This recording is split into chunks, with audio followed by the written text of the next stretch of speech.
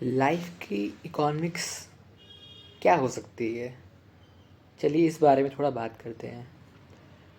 अगर हम इकोनॉमिक्स की बात करें तो हमें पता है कि अगर मार्केट को कंट्रोल करना है या फिर इन्फ्लेशन को कंट्रोल करना है तो थोड़ी लगाम खींचनी पड़ती है, और ये लगाम खींचती है आरबीआई। आरबीआई को अगर मार्केट में पैसे बढ़ाने होंगे तो वो रेपो रेट को कम कर देती है और वो अपने गवर्नमेंट सिक्योरिटीज़ को ख़रीद लेती है। लेकिन अगर उसको मार्केट से पैसे कम करने होंगे, इन्फ्लेशन कंट्रोल करना होगा, तो वो रेपो रेट इंक्रीज़ करेगी और गवर्नमेंट सिक्योरिटीज़ बेचेगी। उसी तरह से लाइफ की भी एक अपनी फ़िलॉसफी है इकोनॉमिक्स के ऊपर।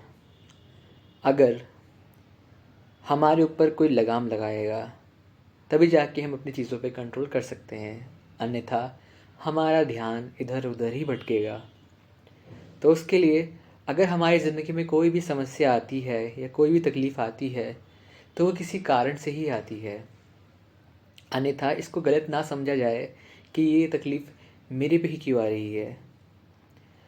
इसका ये मतलब है कि अगर भगवान चाहते हैं कि आप अपने काम पे ध्यान दें, अपने कार्य को निष्ठापूर्वक करें, तो वो आपके लिए थोड़ी समस्या लेकर आएंगे आपके ज़िंदगी में, पर आपको वो नुकसान पहुँचाने के लिए नहीं, आपका ध्यान एकत्रित करने के लिए, ताकि आप उस परेशानी को समझें कि ये परेशानियाँ भी है, लेकिन अगर इस परेशानियों पे ध्यान दूंगा तो मेरा जो ज़रूरी काम है उस पर मैं ध्यान नहीं दे पाऊँगा।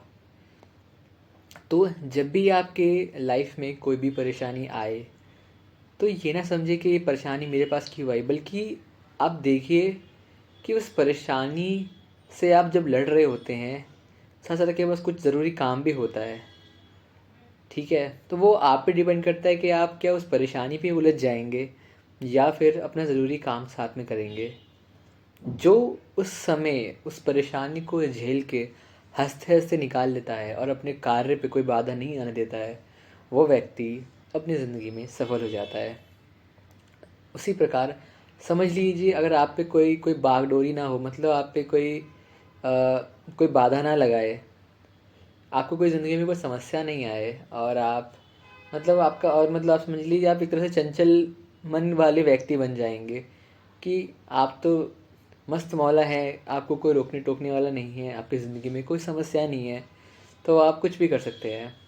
तो इस समय इंसान, आपने सुना ही होगा ये कहावत, खाली मन शैतान का घर होता है। तो अगर इंसान खाली बैठा हुआ है, मतलब कोई परेशानी नहीं, कोई दिक्कत नहीं है, या तो वो अपना काम बहुत ध्यानपूर्वक कर सकता है, अगर सच में उसकी कंसंट्रेशन पावर बहुत अच्छी है, तो सच में अगर वो उसकी किसी काम को करने की पूरी निष्ठा है।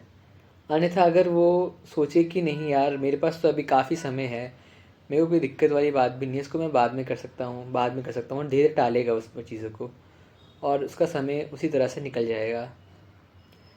उसी प्रकार से अगर आपके पास कोई समस्या आ रही है तो आपको लगेगा अगर यार ये समस्या तो मुझे, मतलब इसको मैं अभी देखता हूँ, सॉल्व कर रहा हूँ, साथ साथ में आगे भी कोई समस्या आ सकती है, इससे पहले मेरा जो महत्वपूर्ण कार्य है उसको मैं पहले अवश्य करूँ, ताकि आने वाले समय में मुझे ज़्यादा समस्या ना हो।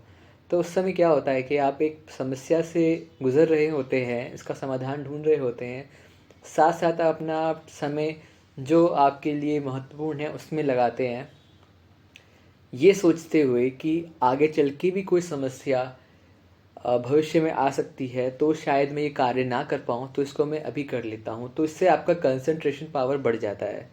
तो कुल मिला के बात ये है कि आपके लाइफ में कोई भी परेशानी आए तो उसका निष्ठापूर्वक ढंग से सामना करना ज़रूरी है।